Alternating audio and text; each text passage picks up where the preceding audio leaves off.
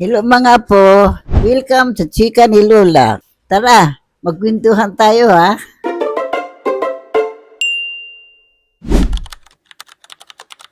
Masaya. Nagsasaya kami ng tinikling, luksong baka, naliligo sa dagat, nagtatanim ng mga bulaklak, naglalaba, nag-aalaga ng mga baboy. Maraming trabaho, trabahong probinsya. Gare, masaya, malapit kami sa dagat, marami kaming mapagdibangan, mag-aakyat kami ng buko, pag nagtatanim ng palay, nandun kami sa palayan, nagpapaano kami, nag-ano ng mga binhi, nagtatapon, hanggang sa pagdating ng anihan ng palay, nandun din kami.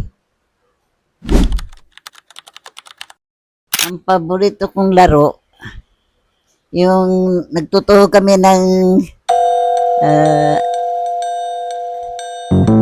plastiko, inaano namin sa lupa. Yun ang paborito namin.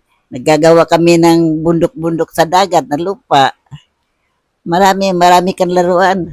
Maraming mapaglibangan. Nangunguha kami ng doon sa lupa nilang lulakwin kasi maraming mangga, abukado, mga pinya. Kasi Villa Perpetua yun, yung ang lupa ng tatay ni Lola Queen. Marami. Pagdating sa madaling araw, ang nanay ko nagkakalimbang na sa simbahan at magprosesyon na.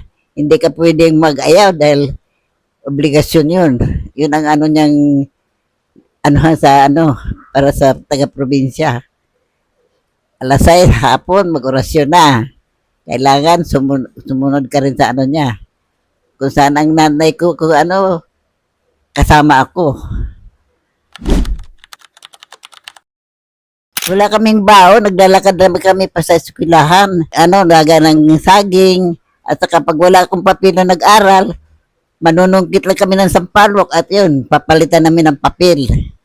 Hindi kami nagbabawa ng pera.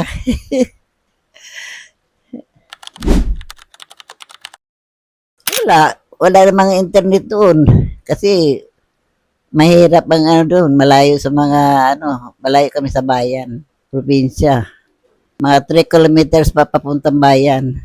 Marami naman kaming kausap doon dahil yung mga nagtatrabaho doon sa bahay ng lolo ko.